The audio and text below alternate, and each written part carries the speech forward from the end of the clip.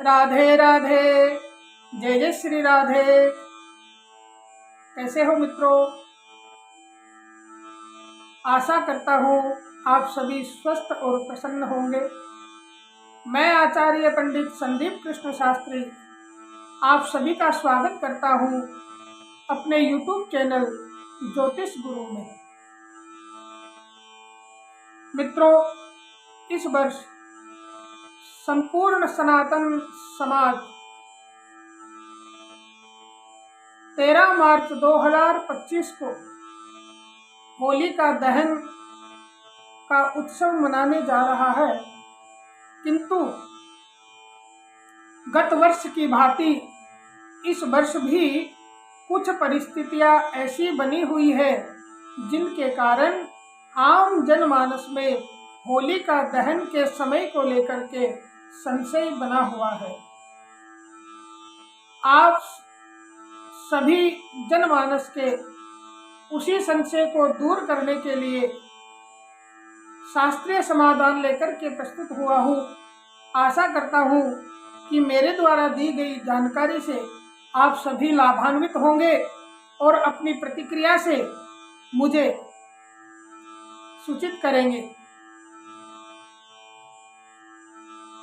होलिका दहन के विषय में मित्रों, शास्त्रों में कहा गया है कि भद्रायाम द्वयन कर्तव्यम श्रावणी फाल्गुनी तथा श्रावणी नृपतिम हंति ग्रामम दहति फाल्गुनी।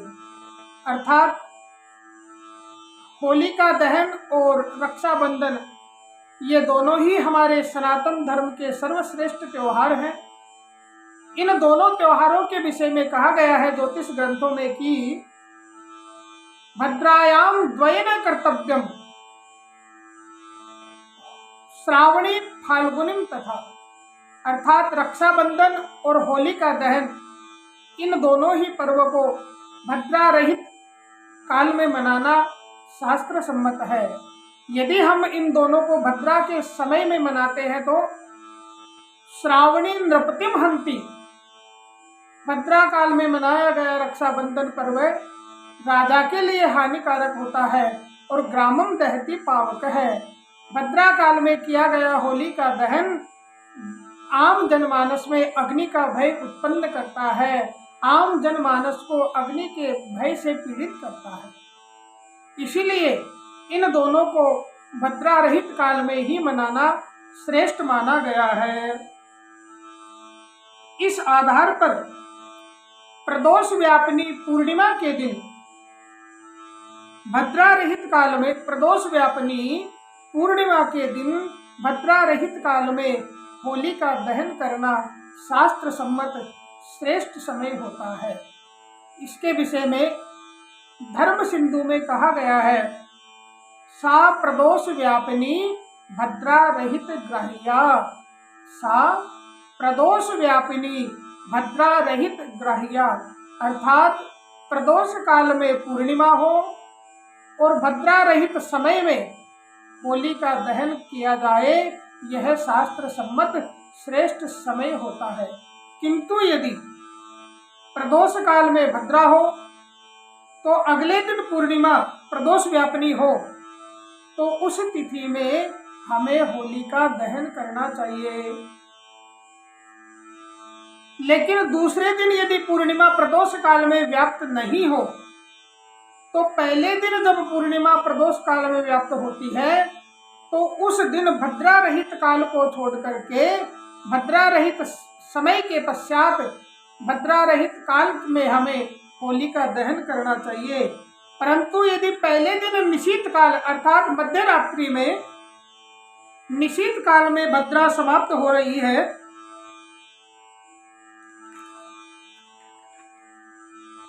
तो भद्रा काल के मुख को छोड़ करके भद्रा काल में ही निशीत समय से पहले होलिका दहन करना शास्त्र सम्मत श्रेष्ठ समय होता है। क्योंकि निशीत काल में किया गया होलिका दहन शास्त्रानुसार वर्जित माना जाता है। निशीत काल में होलिका दहन वर्जित है।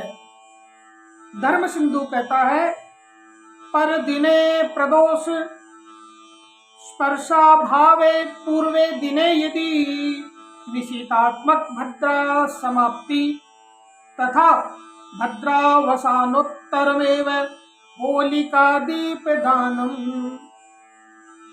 पर दिने प्रदोष स्पर्शाभावे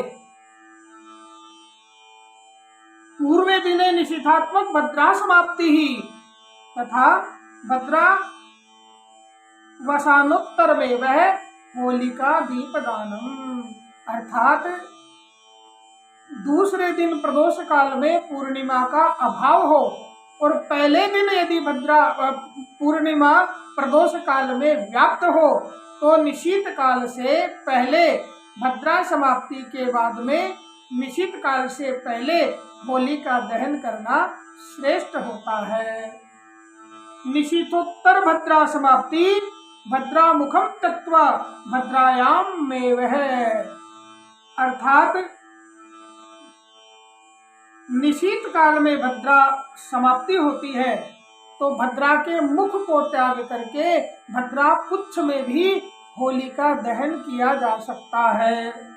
इस वर्ष फाल्गुन शुक्ल पूर्णिमा 13 मार्च 2025 को ही प्रदोष काल में व्याप्त है, जो कि 14 मार्च 2025 को किसी भी परिस्थिति में पूर्णिमा प्रदोष काल को स्पर्श नहीं कर रही है। तो 13 मार्च जो है 12:37 से पूर्व और 11:31 पश्चात भद्रा समाप्त होती है और 12:37 जो निश्चित काल है उससे पूर्व में हम यदि होली का दहन करते हैं तो ये होली का दहन का श्रेष्ठ समय है।